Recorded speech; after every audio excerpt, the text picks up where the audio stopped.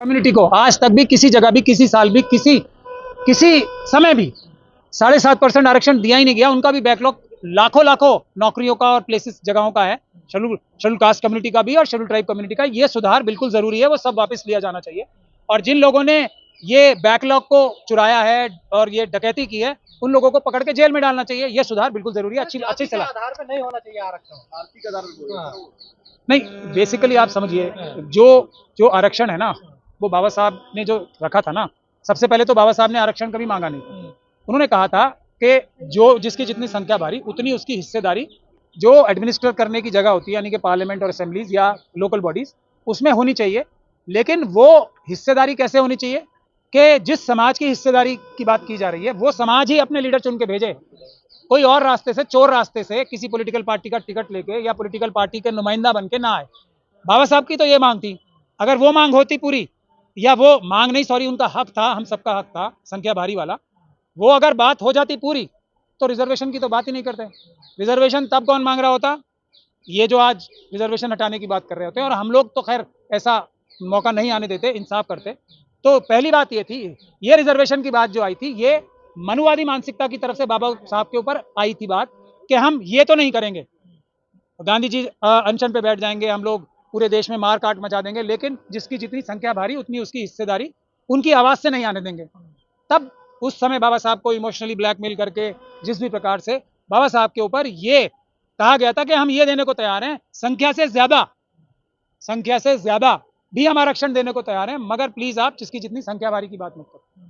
ये जो जबरदस्ती की बात है, अब उसमें भी चोरी करने की बात सोचने लगे और उसके भी रास्ते ढूंढने लगे कि कैसे। बाबा साहब ने तो 10 साल कहा था। ये सब जितनी भी बातें करेंगे ना, इनको झूठ बोलना होता है। ऐसा नहीं है कि इन्हें पता नहीं है कि असेंबली और पार्लियामेंट में ही 10 साल का प्रावधान था, और उस 10 साल के प्रावधान को कोई आज ऐसी एक पॉलिटिकल पार्टी मुझे बता दो जिसने किसी आंदोलन की आवश्यकता समझी हो इसको बढ़ाने के लिए। क्योंकि वहां तो सब ऐसे लोग आते हैं ना जो जेब के लोग होते हैं। बहुजन हमारा हक खा रहे हैं।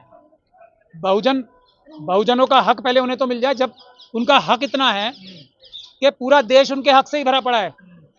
वो हक मिल जाएगा तो वो खाएंगे तो बाद में किसी की जरूरत नहीं पड़ेगी। पेट नहीं, पूरे सर से ऊपर तक हम लोग हक ही हक से लद जाएंगे। कमरे नहीं, हमारे घर भर जाएंगे। इतना हक तो हमारा पेंडिंग चुराया हुआ पड़ा है। हम किसी का हक खाने की बात सोच भी कर सकते हैं, जरूरत ही नहीं है ना। एक तो पहली बात ये है, हक खाने की बात तो वो करेगा जिसे जरूरत हो। हमारा तो हक चुराया हुआ है, हम वो हासिल करने की कोशिश कर रहे हैं सिर्फ। और उस हासिल करने में ये आंदोलन जो कर रहे हैं, इसका हमें बड़ा फायदा होगा। अब तो जाग जाओ बहुजन समाज के लोगों, अब तो जाग जाओ। जो आपका पहले ही चुराया हुआ है उसमें भी डकैती मारने की कोशिश हो रही है। मैं ये कह रहा हूं आज तक, और ये ओबीसी समाज को कौन सा मिल गया है। और मेरी एक बात हमेशा ध्यान रखना, जो भी ये लोग बोलते हैं ना कि रिजर्वेशन जो है कोई एक तरीके से कोई दे रहा है, हमें नहीं, रिजर्वेशन हम ले नहीं पा रहे, जो हमारा है। ये आंदोलन होना चाहिए कि हम ले क्यों नहीं पाए अब तक।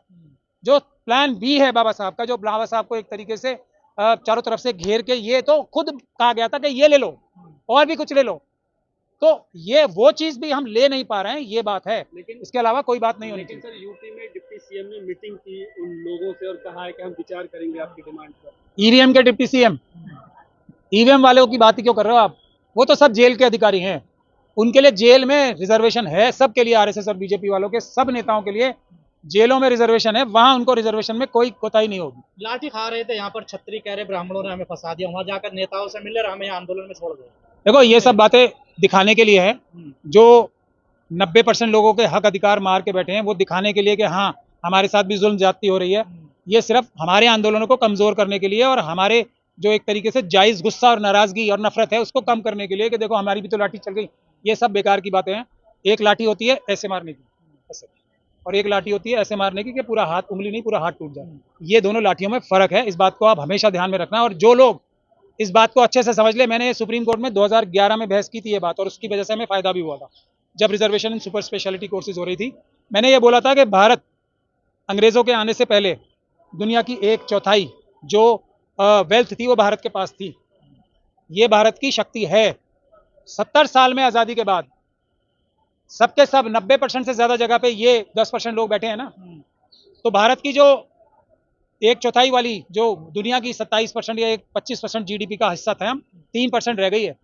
तो ये इनकी अच्छाई और बुराई कितने कैपेबल हैं, ये इस बात का साफ साफ सबूत है। और जो लोग रह गए, जिन लोगों को हटा दिया गया इन सब कामों को करने से, वो है असली भारत की ताकत। जैसे ही रिजर्वेशन जिस जगह भी होती है ना अच्छी से, वहां पे क्वालिटी ऑफ वर्क, ईमानदारी, एफिशिएंसी, इनोवेशन यानी कि नई नई वैज्ञानिक खोज बढ़ जाती है। ये सच्चाई है। कह रहे हैं योग्य लोग होते हैं आरक्षण वाले। यही तो सबसे बड़ा झूठ बोल के हम लोगों को बेवकूफ बनाया जाता है। जहां जहां आरक्षण हुआ है, जो जो आरक्षित सीट पे गए वही सारे उस ऑफिस का काम संभालते हैं। ये हकीकत है, सच्चाई है। इसके बारे में बहस करनी नहीं है।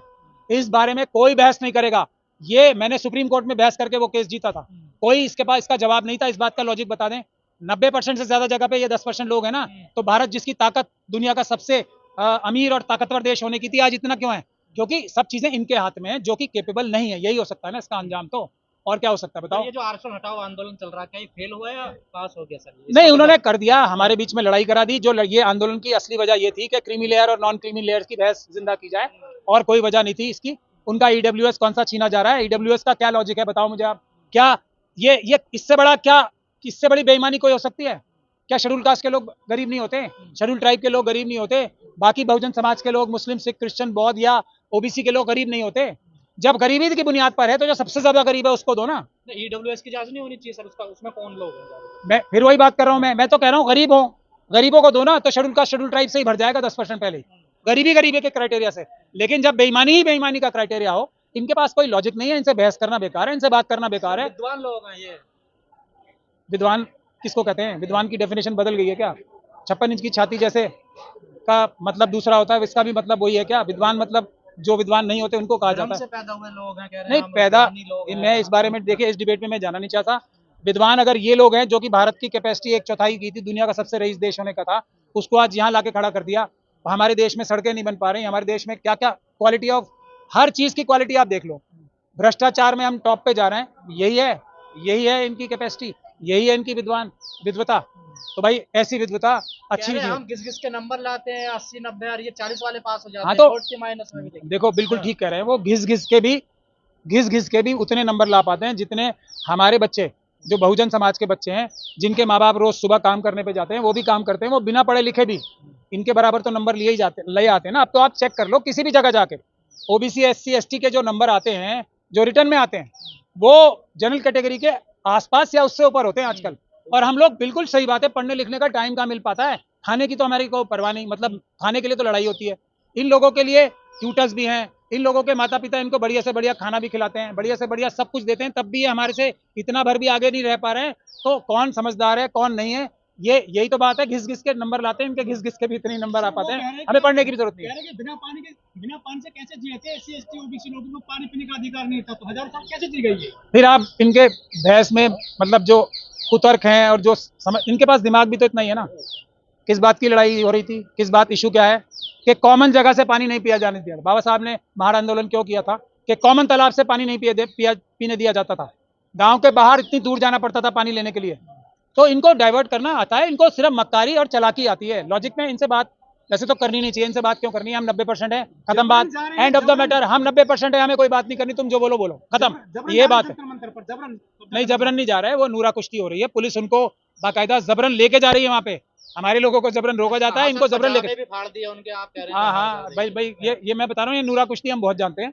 कोई नहीं, बिल्कुल वो दिखाने के लिए, और हम सब लोगों का गुस्सा, जो नाराजगी है, जो भ्रष्ट पुलिस के अधिकारियों के प्रति, उसको कम करने की एक्सरसाइज। हनुमान चालीसा का भी सम्मान नहीं करा। हनुमान चालीसा पढ़ ले तब भी हमें उठा उठा कर लठ बजा दिया। नहीं, हम देखिए, वो उनका अपना मसला है, क्यों किया क्या नहीं किया। उन्हें संविधान का प्रयोग करना चाहिए था। उनके लिए भी संविधान ही बीच में आता, संविधान ही उनको लाठियों से बचाता। वो अगर संविधान का प्रयोग नहीं करना चाह रहे, उनकी अपनी चॉइस है। संविधान का प्रयोग करें, हमारे पास आए ना। मैं इनको भी ऑफर दे रहा हूँ। मैंने तो सबको कह रखा ना, प्रोटेस्ट में जिसको पुलिस के अधिकारी पिटाई करेंगे, जिसके ऊपर हम, बिल्कुल आओ। लेकिन ये आएंगे नहीं ना। मैं तो अमित शाह जी के खिलाफ एफआईआर कराऊंगा, ये करवा लें, आ जाए मेरे पास, आ जाए। अमित शाह जी तो हैं होम मिनिस्ट्री के इंचार्ज, लाठी चार्ज तो अमित शाह जी ने कराई होगी ना, आ जाए मेरे पास, मैं 100% एफआईआर कराऊंगा। एक हमारी वाली भी होगी, एक इनकी भी हो जाएगी। इंसाफ के लिए देखो, हम कभी पीछे नहीं हटेंगे, चाहे किसी के लिए भी इंसाफ के लिए लड़ाई करें। आ जाए आप, अभी आएंगे नहीं मेरे पास।